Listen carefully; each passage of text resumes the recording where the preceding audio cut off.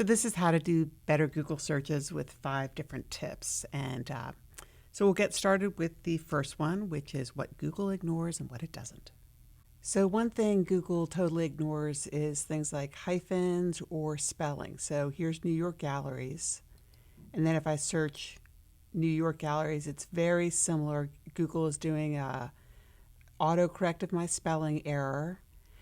But one thing, so it's the message is Google ignores things like spelling and most punctuation, but it's not going to ignore word order.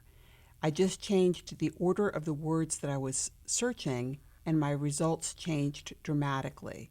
So the takeaway is if you're not getting what you want, put your most important words first. So the next tip that we're going to go on to is the tools at the top of the search. So if you were doing a search on something like, and when I say the tools at the top of the search, I'm talking about these, and I'm going to use a different example. I'm going to search for pedagogy. You can see I get, for example, books will be one of my results. But if I search for Hello Kitty, for example, the book result disappears. And the takeaway is that these things are contextual to what you are looking for. Becoming familiar with what does appear is a good, quick strategy. So, for example, what's under the Images tab? Here are all kinds of pictures of Hello Kitty. And under Search Tools, I could look for just purple images of Hello Kitty. And in academia, usage rights are something to remind your students about, that it's not always cool to just rip things off the web. It's and it's easy to look for things that people don't mind you reusing. Another way to think about what's contextually here or how to improve your quick search results. If you just heard something about a rheumatoid arthritis study, like in the news, and you ran the search, you're going to get, that's a lot of results. And it may be relevant, it may not. As you can see, we have a lot of ads up top. So, but I heard it in the news. So I'm going to look under news. And when did I hear it in the news?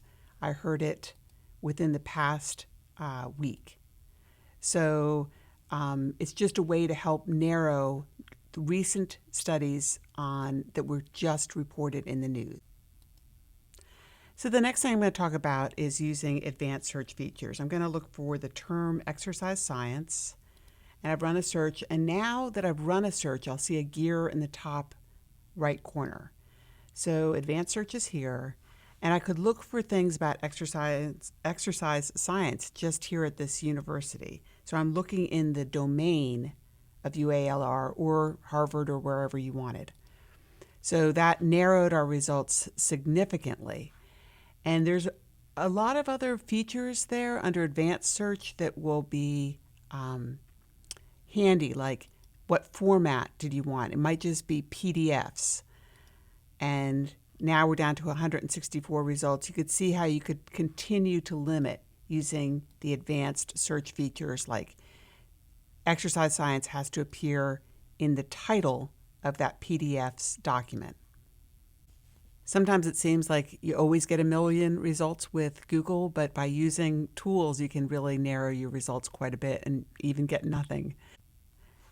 So how do you learn some of the tricks of Google other than digging around underneath the advanced search button over here? At the bottom of every Google search that you do, there's this little tiny help button.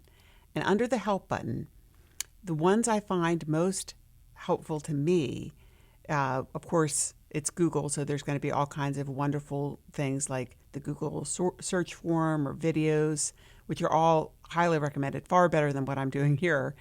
But for filter and refine your results, the search operators are great shortcuts. For example, I said that punctuation doesn't matter, and here's the dash.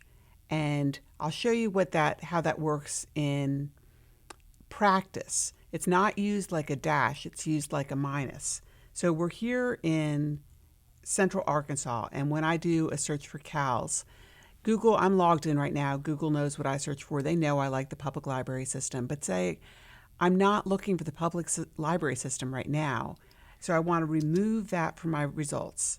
So I would say minus, no space, library. And now I could see, oh, that's what I was looking for, the acronym CALS. So all those search operators are awesome. And once again, that was under the help button, search operators. Last tip is just a note about privacy. I'm logged on right now in my work account, and everything that I do is recorded in my history. And it doesn't matter the browser I'm in, it matters that I'm in Google, and it doesn't matter the computer I'm on. So you could always just clear your browsing data, but browsing data is actually helpful. So another thing you could do is you could log out, but once again, not always practical.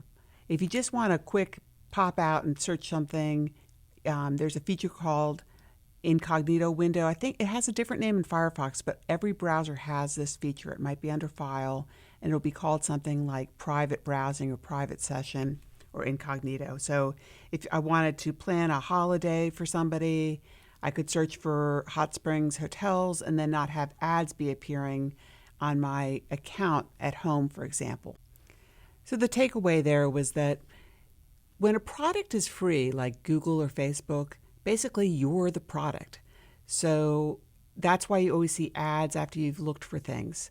So just, that's not good or bad, or you could make arguments either way, and I'm not trying to.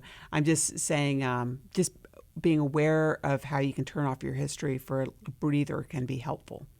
So these are the little tips that we went over, and if that wasn't enough and you want more, I'll post these slides, but under that Google help that appears at the bottom of every page, awesome tips, and it's up to date. Things change in Google land really fast. Thanks for your attention, and I'll see you at the library.